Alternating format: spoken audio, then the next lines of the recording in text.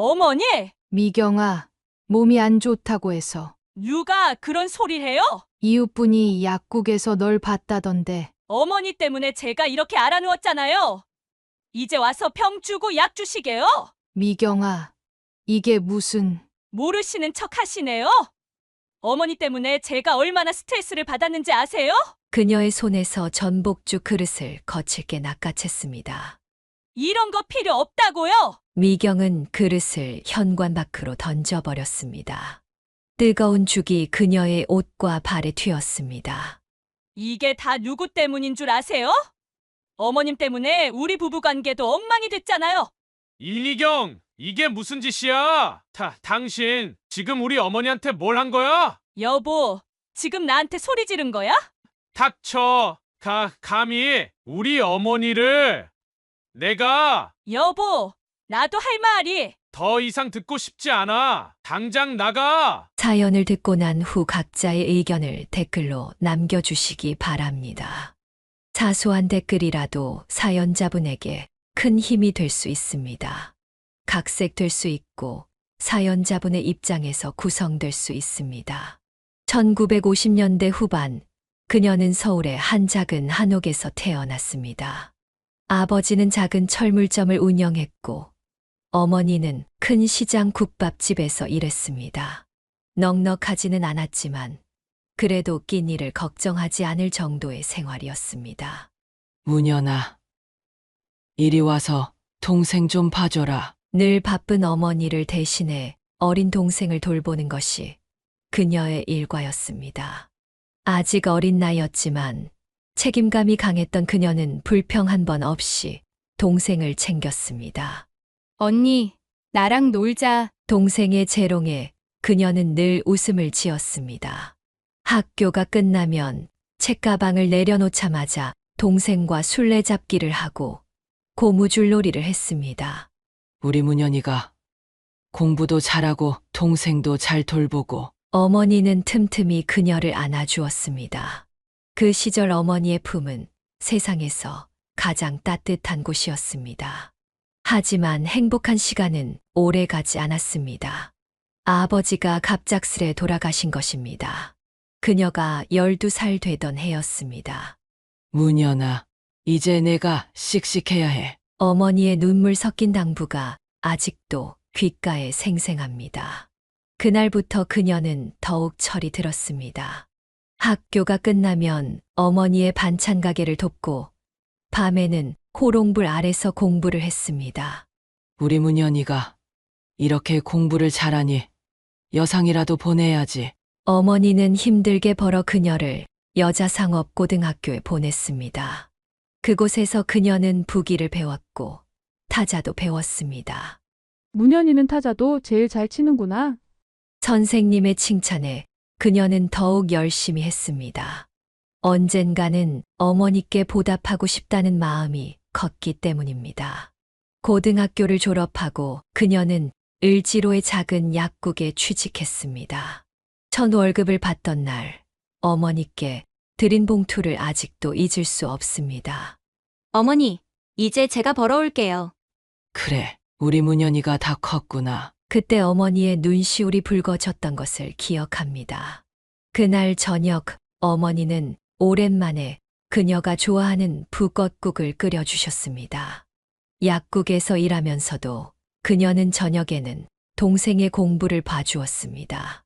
동생도 열심히 공부해서 간호학교에 진학할 수 있었습니다. 언니가 없었으면 나는 어떻게 됐을까? 나중에 동생이 간호사가 되어 이런 말을 했을 때 그녀는 가슴이 뭉클했습니다. 그런 그녀의 삶의 전환점이 된 것은 매일 파스를 사러 오던 한 청년과의 만남이었습니다.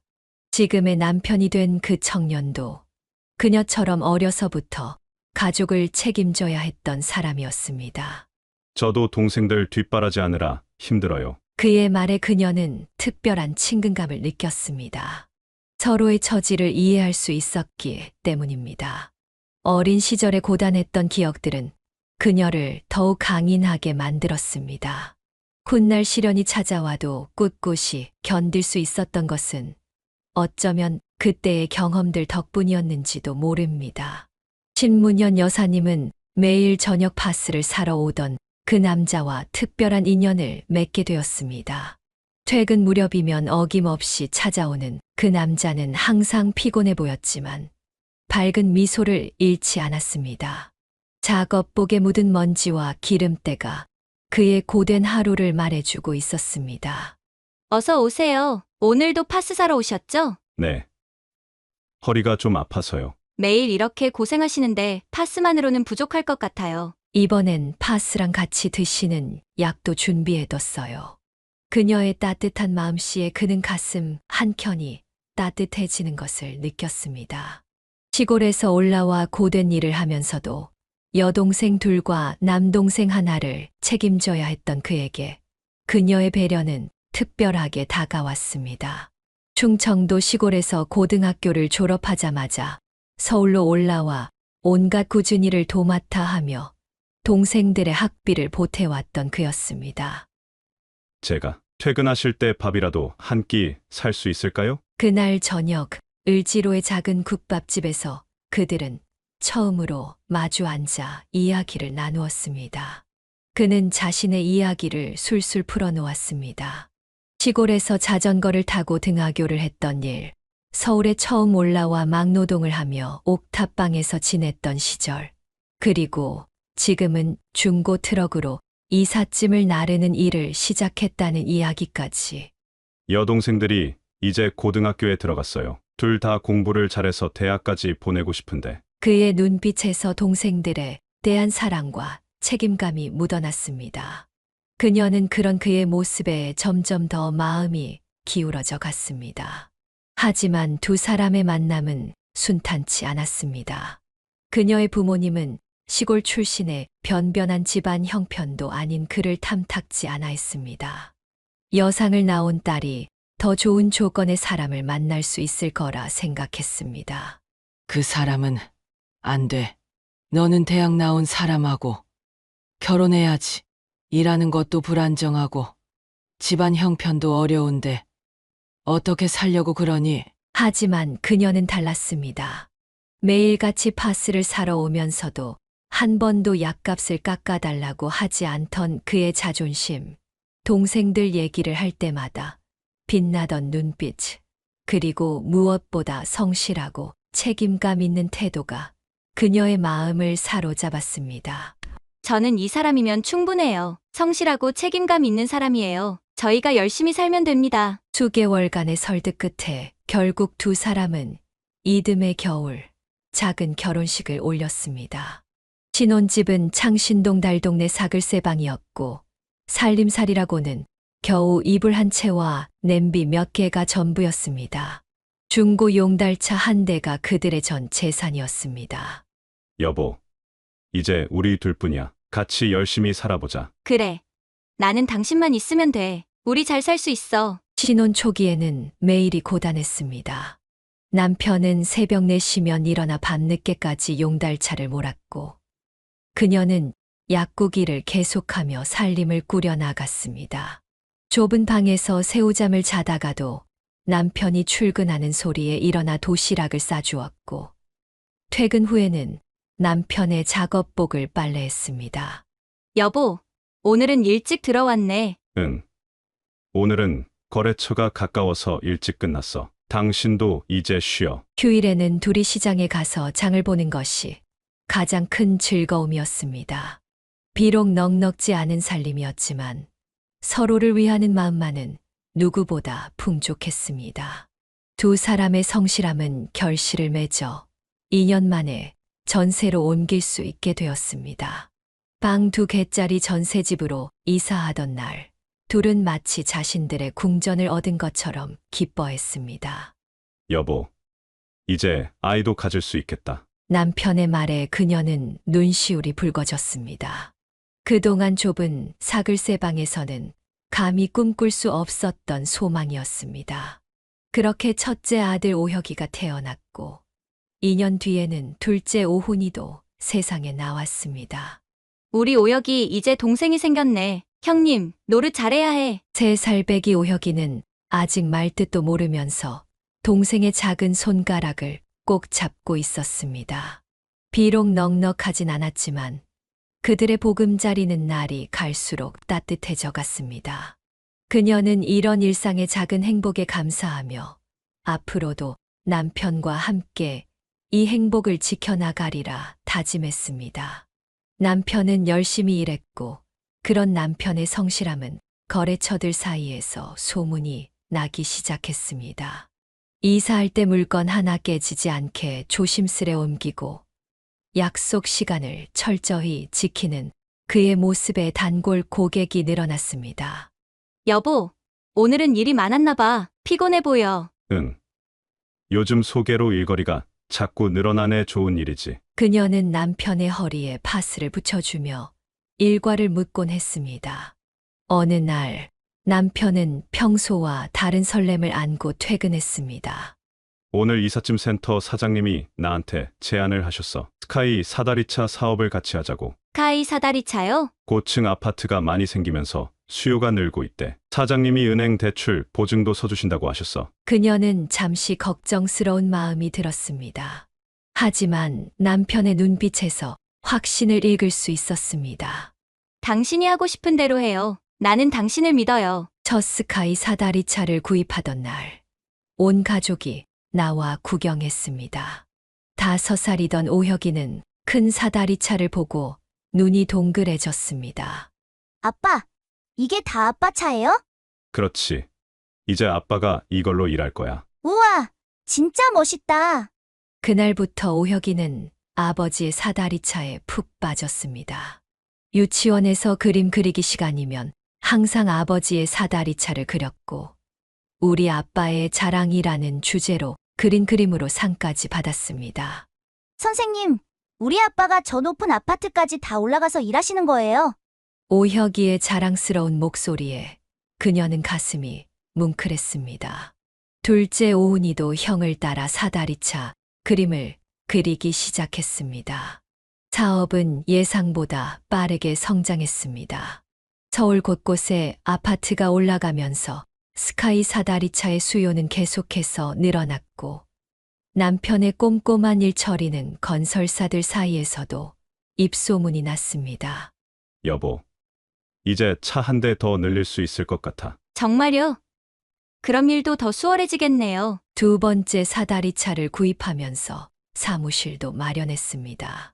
좁지만 깔끔한 사무실에서 그녀는 전화 응대와 장부 정리를 도맡아 했습니다.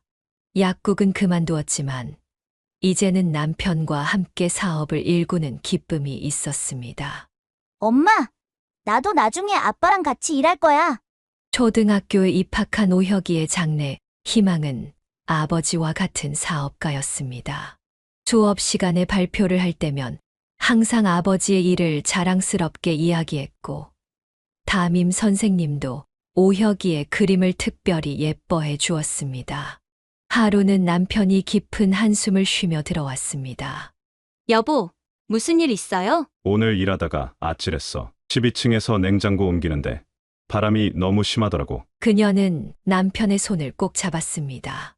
늘어나는 사업 규모만큼 책임감도 커져갔지만 서로를 믿고 의지하며 한 걸음씩 나아가고 있었습니다.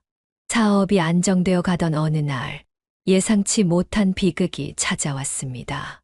그녀는 그날을 잊을 수 없었습니다. 비가 추적추적 내리던 날이었습니다. 여보, 큰일 났어. 남편의 떨리는 목소리를 듣자마자 그녀는 직감적으로 무언가 잘못되었음을 알았습니다. 동업하던 사장이 남편 몰래 회사 명의로 거액의 대출을 받은 뒤 종적을 감춘 것이었습니다. 얼마나 되는데요? 2억이 넘어. 그녀는 그 자리에 주저앉고 말았습니다. 당시 집 한 채를 살 수 있는 금액이었습니다. 남편은 은행에서 보증을 섰던 것조차 기억이 나지 않는다고 했습니다. 사장이 서류를 가져오면 바쁜 와중에 신뢰하고 사인했던 것들이 모두 덫이 되어 돌아온 것입니다. 여보, 어떡하지? 내가 너무 믿었나 봐. 다시 시작하면 되죠. 힘들지만 어쩔 수 없잖아요. 처음부터 다시 시작하면 돼요. 그녀의 눈에서는 눈물이 흘렀지만 목소리는 단단했습니다. 초등학교 3학년, 1학년이던 두 아들은 부모의 걱정을 알 턱이 없었습니다. 아빠, 오늘은 왜 이렇게 일찍 오셨어요? 아빠가 좀 피곤해서. 오여가. 아빠, 잠깐 쉴게. 그날부터 그들의 생활은 180도 바뀌었습니다. 남편은 새벽 3시면 일어나 밤 12시가 넘어서야 돌아왔습니다. 사다리차 운전만으로는 부족했기에 이삿짐 나르기부터 가구 조립까지 모든 일을 도맡아 했습니다. 여보, 파스 좀 더 붙여줘. 남편의 등은 파스로 가득했습니다. 어깨, 허리, 무릎까지 성한 곳이 없었습니다. 그녀는 남편의 등에 파스를 붙이면서 눈물을 삼켰습니다. 이제 그만 쉬세요. 아니야. 조금만 더 일하면 이번 달 이자는 낼 수 있어. 두 아들도 달라졌습니다. 학원을 모두 그만두었지만 불평 한마디 없었고 용돈을 달라는 말도 하지 않았습니다. 그녀도 다시 일을 시작했습니다. 근처 마트 캐셔로 취직해 틈틈이 일했고 퇴근 후에는 사무실 청소와 장부 정리를 했습니다. 잠은 하루 3시간이 고작이었지만 희망만은 잃지 않으려 했습니다. 여보, 이제 좀 줄었어요? 응. 절반은 갚았어. 5년 만에 절반. 남편의 말에 그녀는 안쓰러움을 감추지 못했습니다. 하지만 절반이라도 갚았다는 사실이 그들에게는 큰 희망이었습니다. 10년이 흘렀습니다. 두 아들은 어느새 중학생, 고등학생이 되었고 그들은 마침내 모든 빚을 갚을 수 있었습니다. 여보, 드디어 다 갚았어요. 남편은 통장을 보여주며 울먹였습니다. 10년 동안 단 하루도 쉬지 않고 일했던 세월이 주마등처럼 스쳐 지나갔습니다. 고마워요. 당신이 있어서 버틸 수 있었어요. 그날 밤 그들은 오랜만에 소주 한 잔을 기울였습니다. 깊어가는 밤 마당에 놓인 사다리차를 바라보며 그들은 지나온 시간을 되새겼습니다. 배신으로 시작된 10년이었지만 가족의 사랑으로 이겨낸 시간이었습니다. 빚을 모두 갚은 후 가정의 평화가 찾아왔지만 그녀의 마음 한켠에는 새로운 걱정이 자리 잡았습니다. 큰아들 오혁이가 대학교 진학을 앞두고 있었기 때문입니다. 엄마, 나 이번에 대학 원서 안 써도 돼. 왜? 너 공부 잘하잖아. 나 아빠 일 도와주고 싶어요. 대학 등록금이면 회사 장비 하나 더 살 수 있잖아요. 그녀는 아들을 꼭 안아주었습니다. 하지만 부모로서 자식의 미래를 위해 교육만큼은 포기할 수 없었습니다. 아니야. 너는 대학 가야 해. 아빠도 그걸 원하실 거야. 결국 오혁은 건축학과에 진학했습니다. 그의 선택에는 이유가 있었습니다. 엄마, 나중에 아빠 회사 더 크게 만들고 싶어서요. 건설 현장이랑 장비 운영하는 거 제대로 배워오게요. 대학 시절 오혁은 방학마다 아버지의 현장을 찾았습니다. 처음에는 단순히 도면을 읽고 현장을 정리하는 일부터 시작했습니다. 오여가, 이런 허들의 실은 그만두고 학교 공부나 해. 아니에요. 아빠, 이것도 다 공부예요. 현장은 도면하고 달라서 직접 봐야 알겠더라고요. 군대를 다녀온 후 오혁은 곧바로 회사에 합류했습니다. 아버지가 반대했지만 그의 의지는 확고했습니다. 아빠, 제가 처음부터 다시 배울게요. 현장에서 시작할게요. 힘들 텐데. 아빠가 걸어온 길이잖아요. 저도 그 길을 걸어보고 싶어요. 오혁은 현장의 모든 일을 배우기 시작했습니다. 사다리차 운전은 물론 안전관리와 거래처 관리까지 하나하나 익혀나갔습니다.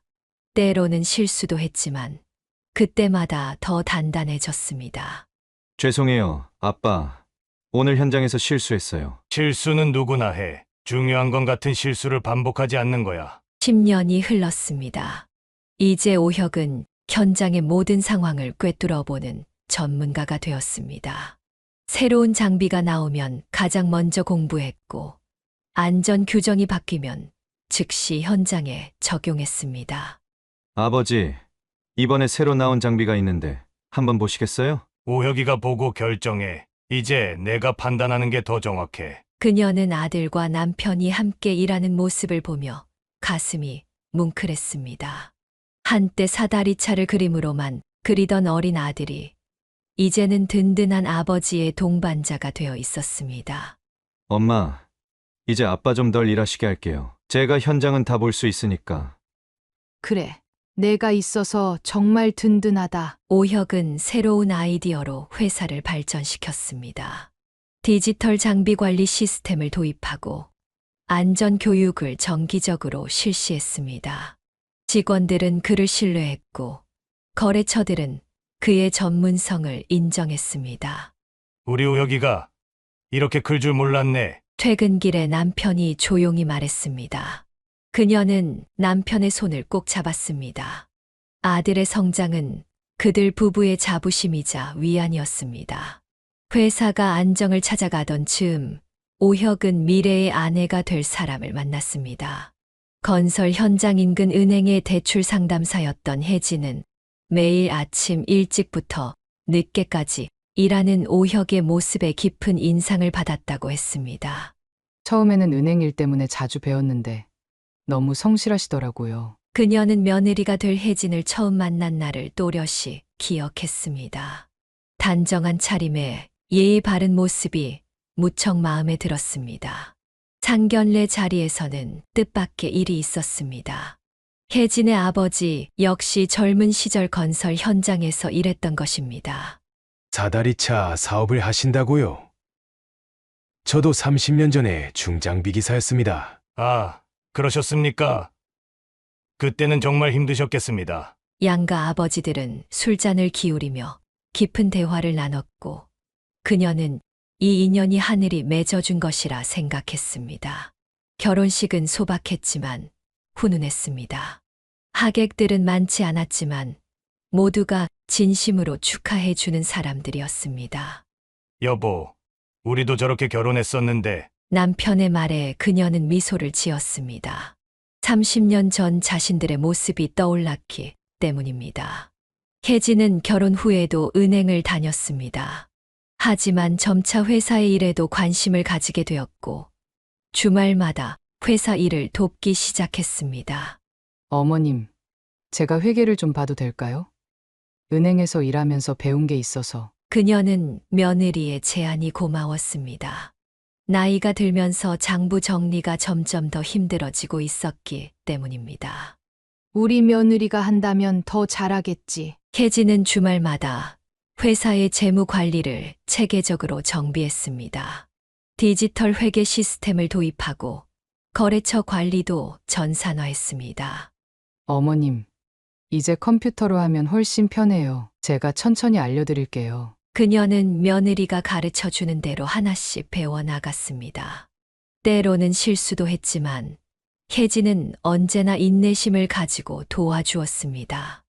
혜진아, 은행 일도 있는데 무리하는 거 아니니? 괜찮아요, 어머님. 이게 다 우리 가족 일인걸요. 얼마 후 혜진은 은행을 그만두고 회사의 총무와 회계를 전담하기로 했습니다. 어머님, 이제 제가 회사 일에 더 집중하고 싶어요. 은행은 그만두려고요. 그녀는 며느리의 결정이 고마웠습니다. 혜진의 합류로 회사는 더욱 체계적으로 운영되기 시작했습니다. 시간이 흐르면서 회사는 더욱 발전했습니다. 오혁의 전문성과 혜진의 꼼꼼한 관리가 더해져 거래처는 늘어났고 직원들의 복지도 좋아졌습니다. 여보, 우리가 이런 날도 보내요. 남편의 말에 그녀는 고개를 끄덕였습니다. 힘들었던 시절을 이겨내고 이제는 든든한 아들과 며느리가 함께하는 모습을 보는 것이 그녀의 가장 큰 행복이었습니다. 우리 오혁이가 참 좋은 사람 만났어. 그녀는 이제 회사가 더욱 든든해졌다고 생각했습니다. 가업을 잇는다는 것은 단순히 사업을 물려받는 것이 아니라 가족의 사랑과 헌신도 함께 이어받는 것임을 매일 느끼고 있었습니다. 늦가을의 쌀쌀한 새벽, 그녀는 남편의 신음소리에 잠에서 깼습니다. 남편이 발가락을 붙잡고 얼굴을 찌푸리고 있었습니다. 여보, 많이 아파요? 통풍이 또 도지네. 오랜 세월 현장에서 일한 대가가 이제야 서서히 나타나고 있었습니다. 허리와 무릎의 통증은 이제 일상이 되었고, 최근에는 통풍까지 심해져 밤잠을 설치는 날이 잦아졌습니다. 이제 그만 좀 쉬세요. 오혁이가 다 알아서 할 수 있잖아요. 그래도 아직은 남편은 말끝을 흐렸습니다. 하지만 그녀는 남편의 마음을 알았습니다. 30년 넘게 일궈온 회사였기에 쉽게 내려놓기가 어려웠을 것입니다. 어느 날 현장에서 일하던 남편이 갑자기 쓰러졌다는 연락을 받았습니다. 어머니, 아버지가 갑자기 현기증이 나셔서. 오혁의 다급한 전화에 그녀는 가슴이 철렁 내려앉았습니다.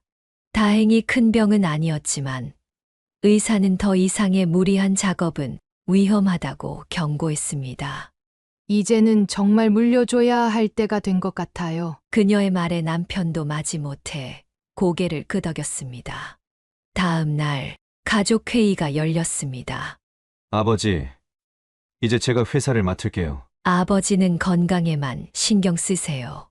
오혁아, 내가 자신 있겠어. 네, 아버지가 가르쳐 주신 대로 하면 됩니다. 그렇게 세대교체 준비가 시작되었습니다. 법무사 사무실을 찾아가 양도 절차를 알아보고 세무사와 상담하며 가장 효율적인 방법을 찾았습니다. 사업자 명의 변경하실 때 이것저것 준비하실 서류가 많으시네요. 네, 천천히 준비하면 되겠죠. 서류 작업을 진행하는 동안 그녀는 남편의 눈빛이 흔들리는 것을 보았습니다. 평생을 바쳐 일군 회사를 내려놓는다는 것이 말처럼 쉽지는 않았을 것입니다. 여보, 괜찮아요. 우리 아들이잖아요. 그래, 우리 아들이지. 양도 준비를 하면서 오혁 부부의 피로가 눈에 띄게 쌓여갔습니다. 낮에는 현장 일을, 저녁에는 서류 작업을 하느라 늦게까지 퇴근하는 날이 많아졌습니다. 어머님, 저희가 할 수 있어요. 걱정 마세요. 혜진은 늘 씩씩한 목소리였지만 그녀는 며느리의 피곤한 얼굴을 보며 마음이 아팠습니다. 오혁아, 혜진아, 너희도 좀 쉬었다 와야겠다. 아니에요, 어머님. 지금은 바쁜. 잠깐이라도 좋으니 둘이 어디 다녀와. 강원도 날씨가 좋다던데. 며칠을 설득한 끝에 오혁 부부는 1박 2일 휴가를 결정했습니다. 오랜만의 휴식이었습니다. 어머님, 걱정 마세요. 금방 다녀올게요. 그래, 조심히 다녀와라. 그녀는 떠나는 차를 배웅하며 왠지 모를 불안감을 느꼈습니다. 하지만 이내 고개를 저었습니다. 허튼 생각 말자. 우리 부부도 이만큼 해냈는데 이제는 아이들 차례지. 사무실로 돌아오는 길, 그녀는 남편의 손을 꼭 잡았습니다. 이제는 그들이 쉴 차례였습니다. 그날은 유난히도 길게 느껴지는 하루였습니다. 오혁 부부가 떠난 후 그녀는 집안일을 하면서도 자꾸 시계를 확인했습니다. 저녁이 되자 남편이 안절부절 못하며 말했습니다. 전화 한번 해볼까? 그러지 말아요. 난데없이 전화하면 애들 눈치 보일 텐데. 그때 전화벨이 울렸습니다. 경찰서에서 걸려온 전화였습니다. 소화기 너머로 들려오는 소리가 그녀의 세상을 순식간에 무너뜨렸습니다. 진부령 고갯길에서 차량 전복 사고가 있었습니다. 그녀는 그 자리에 주저앉고 말았습니다. 남편이 황급히 전화를 받아들었지만 이내 그의 손에서도 수화기가 떨어졌습니다. 여보, 우리 오혁이가, 우리 아들이. 남편은 그 자리에서 쓰러졌습니다. 당뇨와 고혈압이 있던 남편은 충격으로 이내 즉시 응급실로 실려갔습니다. 그녀는 혼자 강원도로 향했습니다. 택시를 타고 가면서도 이 모든 것이 꿈이길 바랐습니다. 하지만 현실은 냉혹했습니다. 사고 현장에서는 전복된 차량이 그녀를 기다리고 있었습니다. 빗길에 미끄러져 가드레일을 들이받은 뒤 전복된 것으로 보입니다. 경찰의 설명이 귓가에 맴돌았습니다. 38세 한창 나이의 아들과 며느리가 한순간에 세상을 떠난 것입니다. 그녀는 영안실에서 차마 아들의 얼굴을 볼 수가 없었습니다. 어머님, 뒤늦게 도착한 작은 아들 오훈이가 그녀를 부축했습니다. 그제야 그녀는 소리내어 울 수 있었습니다. 장례는 조용히 치르기로 했습니다. 남편이 아직 병원에 있었고 주변에 큰 충격을 주고 싶지 않았기 때문입니다. 가까운 친척들만 연락했습니다. 누구도 이 비극을 위로할 말을 찾지 못했습니다. 장례 기간 내내 그녀는 울지 않았습니다.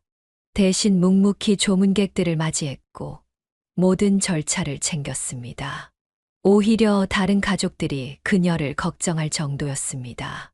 어머니, 좀 쉬세요. 아니다. 내가 해야지. 마지막으로 우리 아들 보내는 길인데. 마지막 밤, 그녀는 영정사진 앞에 홀로 앉았습니다. 어린 시절 사다리차를 그리며 좋아하던 모습, 첫 출근하던 날의 설렘 가득한 얼굴, 결혼식 날의 환한 미소가 주마등처럼 스쳐 지나갔습니다. 오혁아, 너무 일찍 가버렸구나. 장지에 도착했을 때는 비가 내리고 있었습니다. 하늘도 우는 것 같았습니다. 남편은 병원 침대에서 일어나지 못했지만 그녀는 마지막까지 아들과 며느리를 배웅했습니다.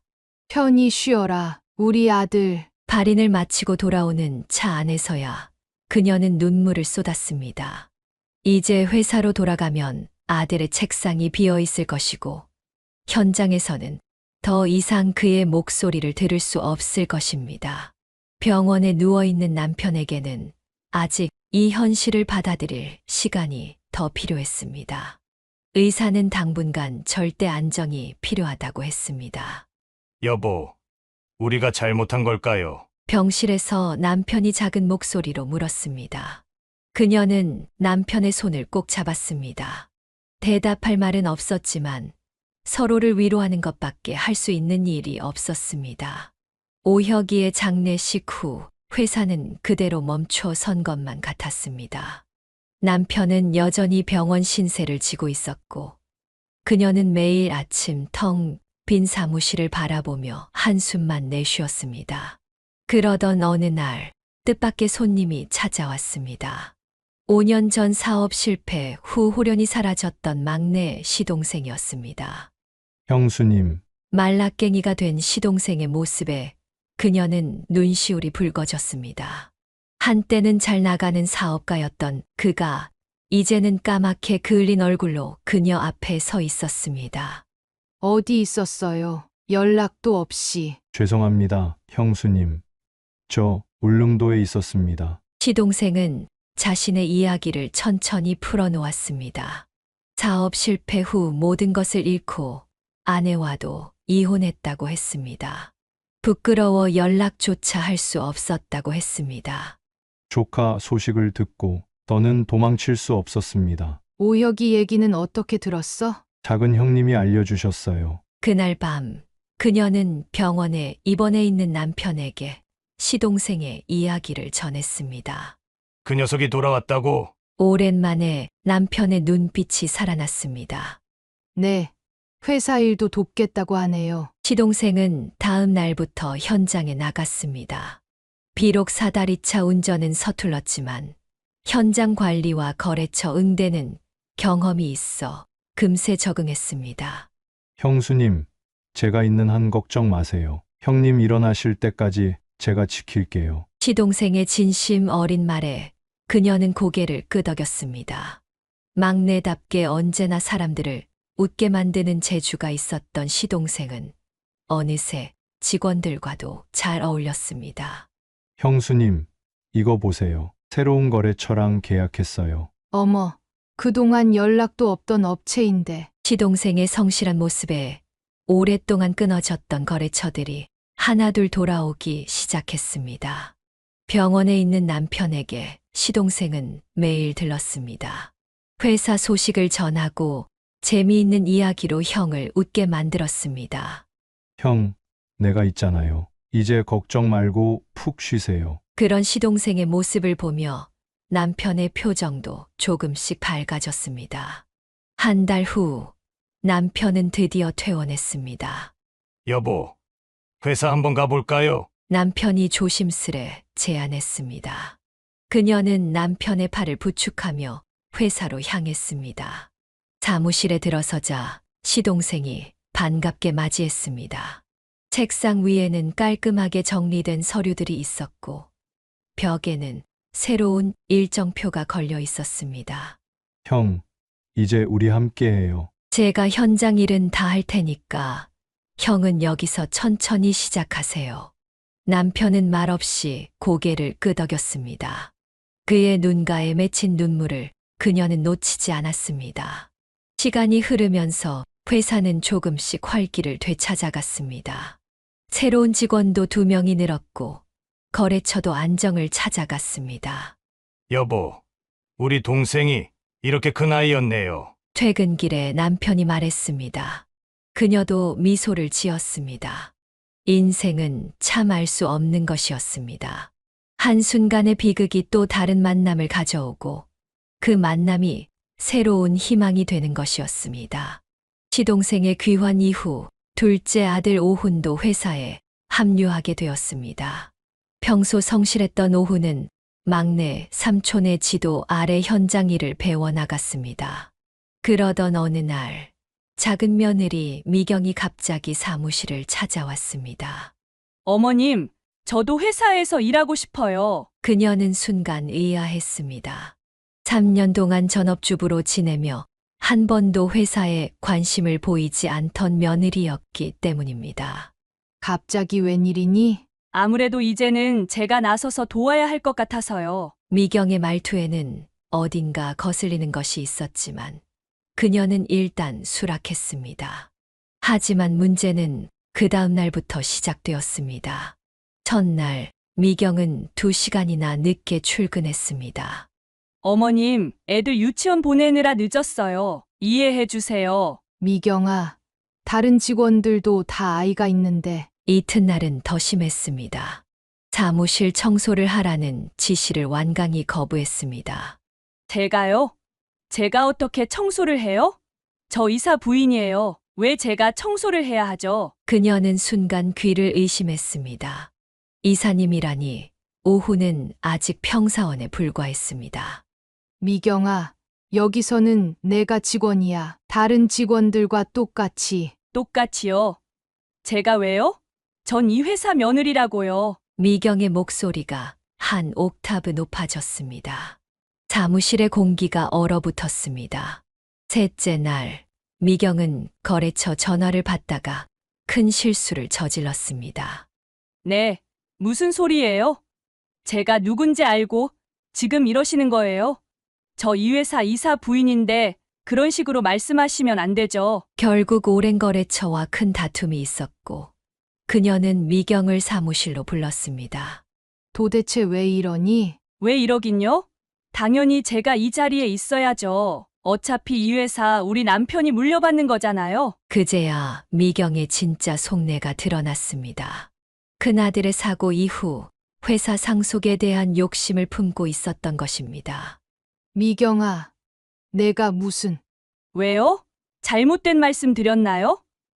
이제 회사는 당연히 작은아들 차례잖아요. 그런데 왜 삼촌이 와서 이것저것 간섭하는 거죠? 미경의 말은 계속되었습니다. 청소고 뭐고 다 필요 없어요. 어차피 곧 이 회사 저희 거 될 텐데 뭐하러 제가 그런 일을 해요? 그녀는 손을 떨며 자리에서 일어났습니다.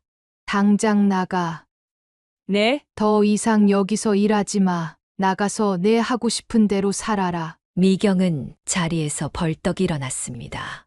좋아요. 어차피 전 이런 데서 일할 생각 없었어요. 하지만 이 회사는 우리 남편 거예요. 잊지 마세요. 문을 쾅 닫고 나가는 미경을 보며 그녀는 한숨을 내쉬었습니다. 저녁 이 일을 전해들은 오훈이 사무실로 찾아왔습니다. 어머니, 죄송합니다. 내 잘못이 아니야. 아내가 평소에도 저한테 자꾸 회사 이야기를 했어요. 형님 일 있고 나서부터는 더 심해졌고요. 그녀는 아들의 어깨를 토닥였습니다. 큰아들을 잃은 슬픔도 채 가시기도 전에 이런 일까지 겪어야 한다는 게 서글펐습니다. 시간이 지나 남편의 생일이었습니다. 그녀는 오랜만에 가족들을 모두 불러 식사 자리를 마련했습니다. 시동생도 오고 작은 아들 부부도 왔습니다. 처음에는 평화로운 자리였습니다. 형님, 생신 축하드립니다. 시동생이 축하 인사를 건네자 남편은 흐뭇한 표정을 지었습니다. 하지만 그때 조금 취기가 오른 미경이 갑자기 말을 꺼냈습니다. 아버님, 이제 회사 문제 좀 얘기해도 될까요? 순간 식탁의 공기가 얼어붙었습니다. 미경아, 오늘은 그만. 오훈이 만류했지만 미경은 아랑곳하지 않았습니다. 왜요? 언제까지 미루실 건데요? 당연히 우리 남편이 회사를 물려받아야 하는 거 아닌가요? 얘 지금 그 이야기가 여기서 왜 나오니? 그녀가 자리에서 벌떡 일어났습니다. 오혁이 팔아 회사를 차지하겠다고? 내가 무슨 염치로? 어머님, 제가 뭐 잘못 말씀드렸나요? 현실적으로 생각해봐요. 이제 회사는 누군가가 맡아야. 시끄러워! 남편이 테이블을 내리쳤습니다. 식탁 위의 그릇들이 덜그럭거렸습니다. 형님, 진정하세요. 시동생이 남편의 어깨를 잡았지만 미경은 계속해서 불을 지폈습니다. 삼촌은 뭔데요? 왜 자꾸 나서시는 거예요? 삼촌 때문에 우리 남편이 제대로 일도 못 배우잖아요. 뭐라고? 시동생의 얼굴이 붉어졌습니다. 내가 방해를 한다고. 내가 지금 정신이 있는 거야? 맞잖아요. 삼촌 오시고부터 다 망쳐놨잖아요. 우리 남편이 당연히 물려받아야 할 자리를. 이 망할 년이! 남편이 갑자기 자리에서 일어나 미경에게 다가갔습니다. 오훈이 급히 아버지를 막아섰습니다. 아버지, 진정하세요. 미경아, 너 이제 그만해. 왜요? 내가 틀린 말했어요? 당신도 이럴 거예요? 당신 권리를 포기할 거냐고요. 미경의 목소리가 히스테리컬하게 변했습니다. 다들 우리를 무시하고 있잖아요. 회사에서 청소나 시키고, 그리고 아주버님 없으면 당연히 우리 거 아니에요. 그 입 다물지 못해! 그녀가 손에 들고 있던 물컵을 바닥에 내던졌습니다. 컵이 산산조각 나며 요란한 소리를 냈습니다. 죽은 지 얼마나 됐다고. 내가 감히. 그녀의 목소리가 떨렸습니다. 눈물이 볼을 타고 흘러내렸습니다. 나가 당장 내 눈앞에서 사라져. 이번에는 시동생이 참지 못하고 일어섰습니다. 오훈이 미경의 팔을 잡아 끌었습니다. 미경아, 제발 그만하고 가자. 나요? 더 할 말 있어요. 하지만 오훈은 강제로 미경을 데리고 나갔습니다. 현관문이 쾅 하고 닫히는 소리가 들렸습니다. 남편은 그 자리에 털썩 주저앉았습니다. 시동생이 급히 부축했습니다. 형님, 괜찮으세요? 우리 오혁이가 하늘에서 이거 다 보고 있을 텐데. 그날 밤 그녀는 오랫동안 잠을 이루지 못했습니다. 깊어가는 가족의 균열을 어떻게 막아야 할지 그녀는 답을 찾지 못했습니다. 생일날의 소란 이후 한 달 가까이 작은 며느리 미경과 연락이 끊겼습니다. 오후는 매일 늦게까지 회사에서 일했고 주말에도 현장에 나갔습니다. 그러던 어느 날 그녀는 동네 마트에서 이웃을 만났습니다. 아이고, 사모님 며느님이 많이 아프시다면서요? 네. 제가 처음 듣는 얘긴데요. 어제 약국에서 뵀는데 얼굴이 많이 안 좋아 보이시더라고요. 그녀는 마음이 무거워졌습니다. 아무리 갈등이 있다 해도 며느리가 아프다는데 모른 척할 수는 없었습니다. 여보, 내가 미경이네 가볼까 해요. 당신, 또 상처받지 말고. 그래도 며느리가 아프다는데 어떻게 가만히 있어요? 그녀는 정성스레 전복죽을 끓였습니다. 미경이 평소 전복을 좋아한다는 것을 기억하고 있었습니다. 오후 그녀는 따뜻한 전복죽을 들고 작은 며느리의 집을 찾았습니다. 초인종을 누르자 한참 만에야 문이 열렸습니다. 어머니! 미경의 얼굴에 당혹감이 스쳤습니다. 미경아, 몸이 안 좋다고 해서. 누가 그런 소리 해요? 이웃분이 약국에서 널 봤다던데. 미경의 표정이 순식간에 일그러졌습니다. 어머니 때문에 제가 이렇게 알아누웠잖아요. 이제 와서 평 주고 약 주시게요? 미경아, 이게 무슨... 모르시는 척 하시네요? 어머니 때문에 제가 얼마나 스트레스를 받았는지 아세요? 미경이 갑자기 소리를 질렀습니다. 그녀의 손에서 전복죽 그릇을 거칠게 낚아챘습니다. 이런 거 필요 없다고요? 미경은 그릇을 현관 밖으로 던져버렸습니다. 뜨거운 죽이 그녀의 옷과 발에 튀었습니다. 그녀가 비명을 지르며 뒤로 물러섰습니다. 계단 난간을 겨우 잡아 중심을 잡았지만 발등이 화상으로 따갑게 얼얼했습니다. 이게 다 누구 때문인 줄 아세요? 어머님 때문에 우리 부부관계도 엉망이 됐잖아요. 바로 그때 안방에서 쉬고 있던 오훈이 달려 나왔습니다. 이미경, 이게 무슨 짓이야? 오훈의 얼굴이 새하얗게 변했습니다. 평소 온순하기만 했던 아들의 얼굴이 순식간에 일그러졌습니다. 당신 지금 우리 어머니한테 뭘 한 거야? 여보, 지금 나한테 소리 지른 거야? 닥쳐. 오훈의 폭발적인 고함에 미경이 흠칫 놀랐습니다. 감히 우리 어머니를 내가 여보, 나도 할 말이. 더 이상 듣고 싶지 않아. 당장 나가. 뭐라고요? 나가라고. 당장. 그녀는 그 자리에 주저앉고 말았습니다. 뜨거운 눈물이 볼을 타고 흘러내렸습니다. 엄마, 제가 있는데 어떻게 감히 죄송합니다.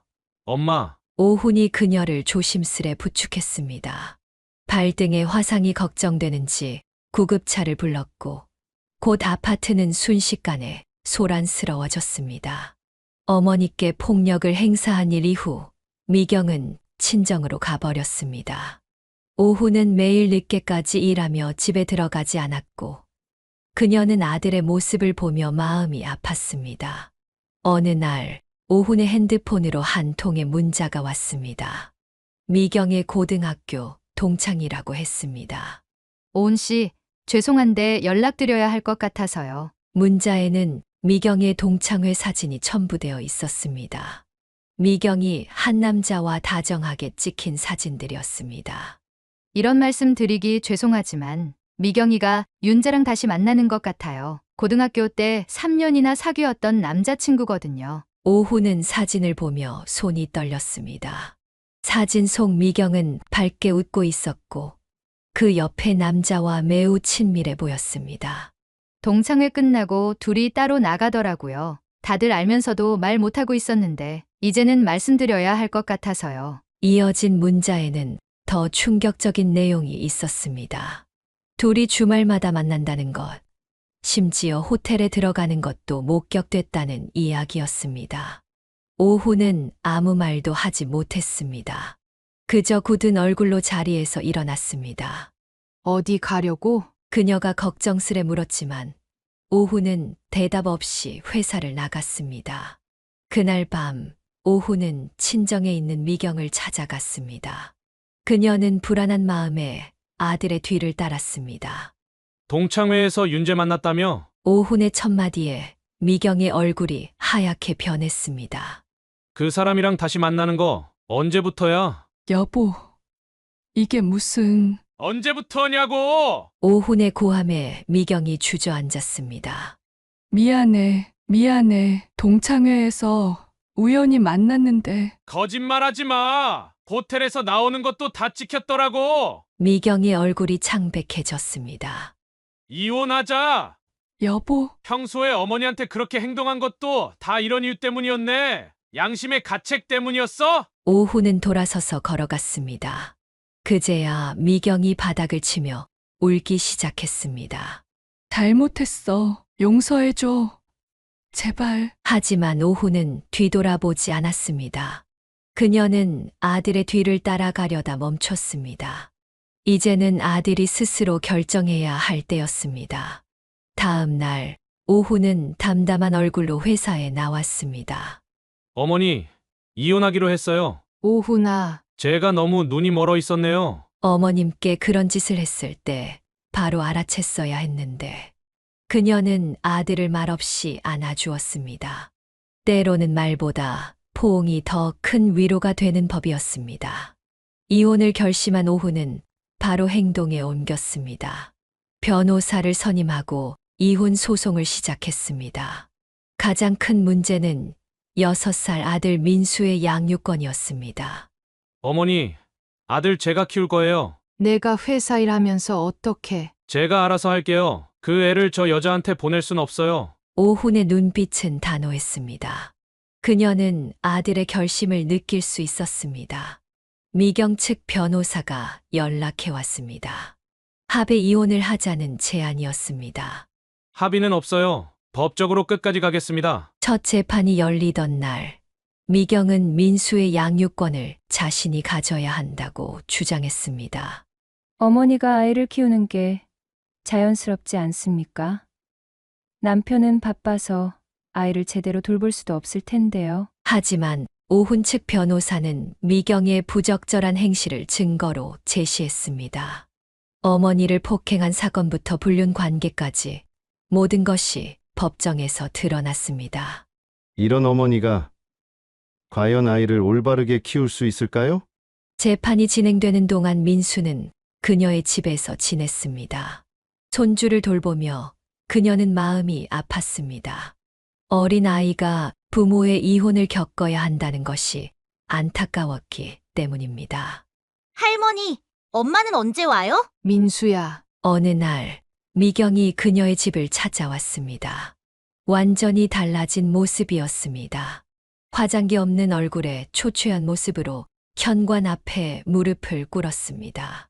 어머님, 저 좀 용서해 주세요. 미경아. 제가 잘못했어요. 이제 정신 차렸어요. 민수라도 제게 줄 수는 없나요? 그녀는 한동안 말없이 서 있었습니다. 며느리의 눈물이 진심인지 아닌지는 중요하지 않았습니다. 이미 돌이킬 수 없는 선을 넘었기 때문입니다. 일어나라. 어머님, 내가 진정으로 뉘우친다면 민수를 위해서라도 조용히 물러나거라. 마침 그때 오훈이 퇴근길에 들렀다가 이 광경을 보았습니다. 당신이 왜 여기 있어? 여보. 나가. 어머니 더 이상 괴롭히지 말고. 결국 재판부는 오훈에게 양육권을 주기로 결정했습니다. 미경의 부적절한 행실과 폭력성이 결정적인 이유였습니다. 이혼이 확정됐습니다. 변호사의 연락을 받은 날, 오훈은 조용히 눈물을 흘렸습니다. 그녀는 아들의 어깨를 토닥였습니다. 이제 우리 민수 잘 키워보자. 네, 어머니. 제가 아버지 노릇도 하고 어머니 노릇도 할게요. 그날 저녁 가족들이 모였습니다. 시동생도 왔고 남편도 있었습니다. 모두가 오훈의 결정을 지지했습니다. 그녀는 손주의 웃는 모습을 보며 생각했습니다. 비록 가슴 아픈 일이었지만 이제는 새로운 시작을 해야 할 때였습니다. 이혼 소송이 마무리되고 회사는 새로운 국면을 맞이했습니다. 오훈은 이제 아버지의 자리에서 회사를 이끌어가야 했고 시동생은 현장 관리를 맡았습니다. 오훈아, 이제 좀 자리 잡은 것 같지? 시동생이 어느 날 사무실에서 조카에게 말을 걸었습니다. 책상 위에는 새로 수주한 공사 계약서들이 가지런히 놓여 있었습니다. 네, 삼촌. 다 삼촌 덕분이에요. 두 사람은 서로의 부족한 점을 완벽하게 보완해 주었습니다. 오훈은 뛰어난 경영 감각으로 거래처를 관리했고 시동생은 현장의 실무를 꼼꼼하게 처리했습니다. 어머니, 이제 저희가 아버님 일 좀 줄여드릴게요. 오훈의 말에 그녀는 고개를 끄덕였습니다. 남편의 건강이 좋지 않은 터라 일선에서 물러나 자문 역할만 맡기로 했습니다. 새로운 체제는 놀라울 정도로 안정적이었습니다. 오훈은 아침 일찍 민수를 유치원에 데려다주고 회사로 출근했습니다. 그녀는 손주를 돌보며 아들의 새로운 생활을 지켜보았습니다. 작은 할아버지, 오늘도 크레인 타고 하늘 높이 올라갔어요? 퇴근 후 시동생을 만나면 민수가 항상 하는 질문이었습니다. 시동생은 조카의 머리를 쓰다듬으며 웃었습니다. 그럼 오늘은 구름까지 갔다 왔지. 회사는 점차 성장했습니다. 오훈이 컴퓨터 시스템을 도입하여 관리를 체계화했고 시동생은 현장 안전 교육을 강화했습니다. 오훈아, 장비 2대 더 들여오는 건 어때? 삼촌이 감당하실 수 있으세요? 그래, 이제 현장 인력도 좀 늘려볼까 하는데 그들의 대화를 듣고 있으면 그녀는 가슴이 뭉클했습니다. 큰아들 오혁이가 떠난 후의 공백을 이렇게 두 사람이 채워주고 있었습니다. 여보, 우리 아들들 잘하고 있죠? 퇴근길에 남편이 물었습니다. 그녀는 미소를 지었습니다. 네.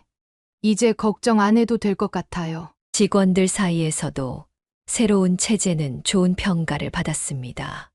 오훈의 합리적인 경영 방식과 시동생의 친근한 현장 관리가 조화를 이루었기 때문입니다. 사장님, 이번에 새로 들어온 안전 장비 정말 좋습니다. 다 삼촌이 추천하신 거예요. 현장에서 필요한 건 삼촌이 제일 잘 아시죠. 그렇게 1년이 지났습니다. 회사는 어느 때보다도 안정적으로 운영되고 있었고 직원들의 만족도도 높았습니다. 어머니, 이제 좀 쉬세요. 저희가 다 알아서 할 수 있어요. 오훈의 말에 그녀는 고개를 저었습니다. 괜찮아. 너희 일하는 거 보는 게 좋아. 사무실 한켠에 앉아 두 사람이 일하는 모습을 지켜보는 것이 그녀의 낙이 되었습니다. 때로는 민수가 와서 무릎에 앉아 그림을 그리기도 했습니다. 할머니, 나도 나중에 아빠랑 삼촌처럼 일할 거예요. 민수의 말에 그녀는 손주를 꼭 안아주었습니다. 이제 회사는 단순한 사업체가 아닌 가족의 새로운 터전이 되어가고 있었습니다. 회사가 안정을 찾자 그녀는 서서히 일에서 손을 놓기 시작했습니다. 이제는 두 사람이 잘 꾸려나가는 모습을 보는 것만으로도 충분했습니다. 어머니, 이제는 정말 쉬세요. 저희가 다 알아서 할게요. 오훈의 말에 이번에는 그녀도 고개를 끄덕였습니다. 남편의 건강도 신경 쓰여야 했고 무엇보다 이제는 쉴 때가 되었다고 생각했기 때문입니다.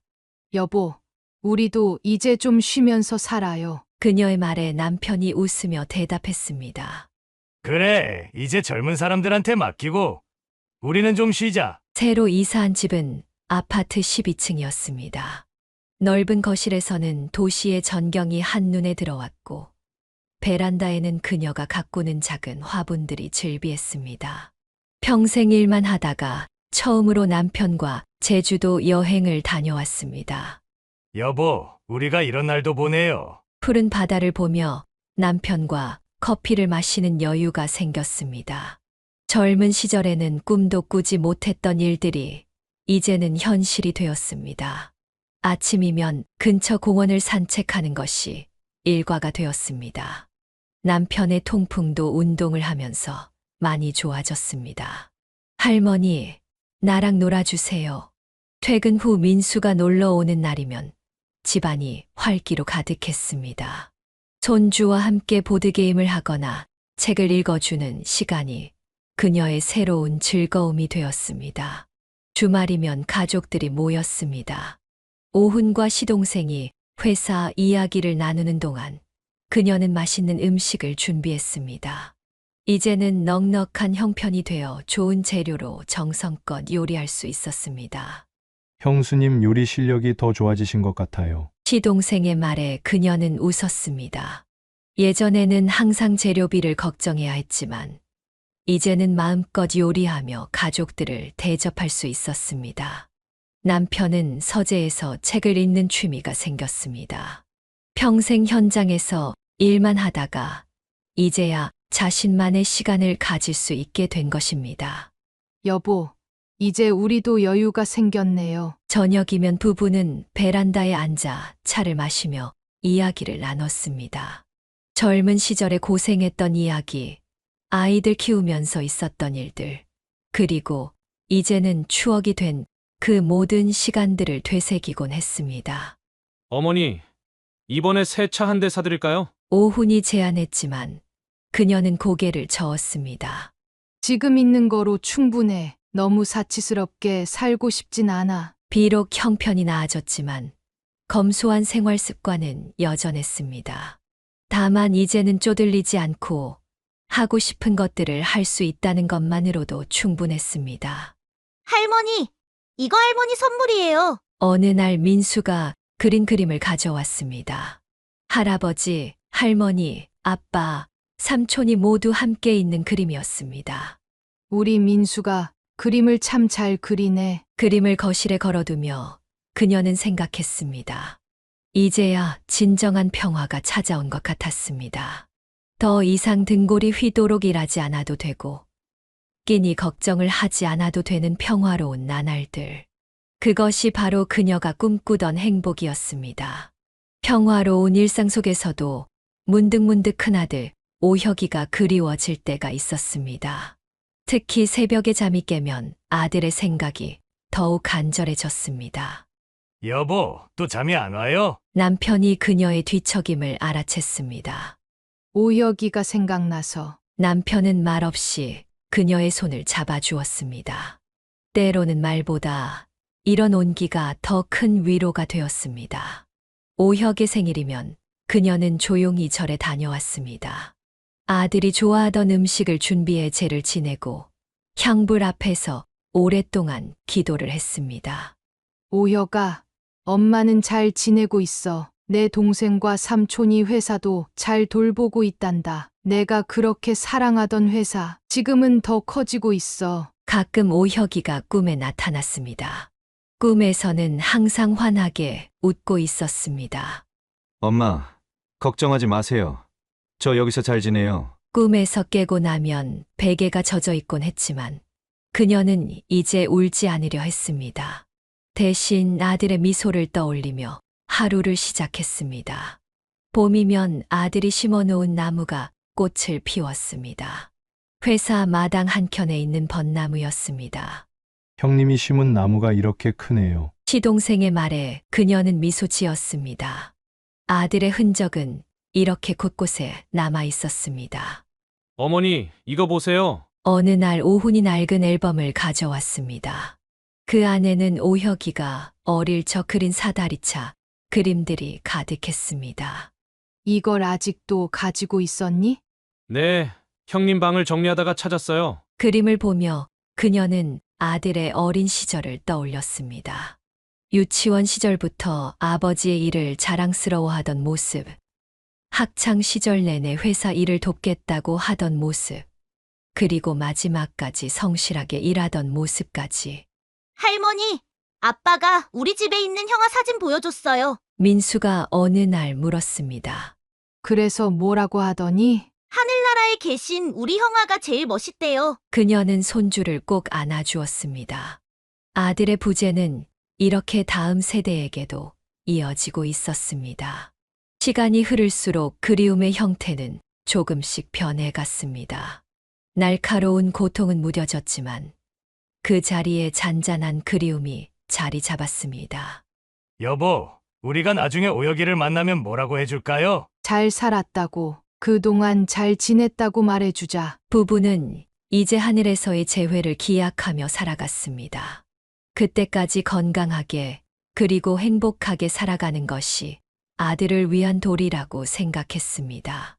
어머니, 형님 생각하세요? 문득 아들이 물었습니다. 응, 이제는 너무 아프지 않게 생각할 수 있어. 그녀의 대답에 시동생이 고개를 끄덕였습니다. 슬픔을 이겨내는 법을 조금씩 배워가고 있었습니다. 이제 그녀는 알았습니다. 그리움은 평생 함께할 동반자라는 것을. 하지만 그 그리움이 삶의 발목을 잡는 것이 아니라 오히려 앞으로 나아가는 힘이 될 수 있다는 것도 배웠습니다. 아침 햇살이 부엌 창가로 스며드는 시간, 그녀는 늘 같은 자리에 앉아 가족들의 아침을 준비했습니다. 남편의 약, 손주 민수의 도시락, 그리고 출근하는 오훈과 시동생의 간단한 식사까지. 어머니, 제가 할게요. 오훈이 거들려 하면 그녀는 고개를 저었습니다. 이게 내일이야. 너희들 먹는 모습 보는 게 좋아. 식탁에 둘러앉은 가족들의 모습을 바라보며 그녀는 생각했습니다. 인생은 결코 자신의 뜻대로 되지 않았지만 그래도 이렇게 함께할 수 있다는 것만으로도 감사했습니다. 할머니, 오늘 도시락 맛있어요. 민수의 해맑은 웃음소리에 식구들 모두 따뜻한 미소를 지었습니다. 주말이면 가족들이 모여 식사를 했습니다. 시동생이 울릉도 특산물을 가져오기도 하고 오훈이 회사 일을 이야기하기도 했습니다. 어머니, 이제 회사가 더 커질 것 같아요. 돈보다는 내가 행복한 게 중요해. 그녀의 말에 오훈이 고개를 끄덕였습니다. 큰아들을 잃고 난 후 그녀는 깨달았습니다. 진정한 행복은 거창한 성공이나 부가 아닌 가족이 함께하는 평범한 일상 속에 있다는 것을. 여보, 공원 산책할까요? 저녁 식사 후 남편과의 산책은 새로운 일과가 되었습니다. 느리게 걸으며 하루의 이야기를 나누었습니다. 오늘 민수가 그림을 또 그렸어요. 이제는 정말 사다리차를 잘 그리네요. 그러게 꼭 어릴 때 오혁이 같아. 이제는 아들 이야기를 하면서도 미소 지을 수 있게 되었습니다. 슬픔은 여전히 가슴 한켠에 있었지만 그것과 함께 살아가는 법을 배웠습니다. 할머니, 내일은 뭐 해요? 주말이면 민수가 물었습니다. 그녀는 손주와 함께 빵을 굽기도 하고 화분에 물을 주기도 했습니다. 우리 민수가 하고 싶은 거 하자. 작은 일상의 기쁨들이 쌓여 하루하루가 되고 그 하루들이 모여 평화로운 나날이 되었습니다. 어머니, 저희가 효도는 제대로 못 해드리는 것 같아서. 오훈의 말에 그녀는 손을 저었습니다. 너희들이 이렇게 잘 살아주는 게 최고의 효도야. 이제 그녀는 매일 아침 기도했습니다. 가족들의 건강과 행복을 빌었고 하늘에 있는 큰아들도 이 모습을 보며 흐뭇해하길 바랐습니다. 여보, 우리 참 복 받은 사람들이죠? 남편의 말에 그녀는 고개를 끄덕였습니다. 비록 큰 상처도 있었지만 그래도 이렇게 서로를 의지하며 살아갈 수 있다는 것이 얼마나 큰 축복인지 이제는 알았습니다. 엄마, 내일 일찍 출근할게요. 퇴근하는 오훈의 뒷모습을 보며 그녀는 미소 지었습니다. 아들의 웃는 얼굴, 시동생의 장난스러운 농담, 손주의 천진한 웃음소리. 이 모든 것들이 그녀의 삶을 지탱하는 힘이 되었습니다. 할머니, 나 내일도 와도 돼요? 민수의 질문에 그녀는 손주를 꼭 안아주었습니다. 그럼 우리 민수 매일 와도 돼. 이제 그녀는 알았습니다. 행복은 거창한 계획이나 야망 속에 있는 것이 아니라 이렇게 일상의 작은 순간들 속에 있다는 것을. 그리고 그 소소한 행복들이 모여 진정한 삶의 의미가 된다는 것을. 매일 밤 잠들기 전 그녀는 창밖의 별을 바라보았습니다. 어딘가에서 큰아들도 이 별을 보고 있을 거란 생각을 하며 내일도 가족들과 함께 행복한 하루를 보낼 수 있기를 소망했습니다. 사연을 듣고 댓글을 남겨주시기 바랍니다. 사소한 의견일지라도 사연자분에게는 큰 힘이 됩니다. 노골적인 악성 댓글은 사연자분에게 상처가 될 수 있으니 삼가주시기 바랍니다.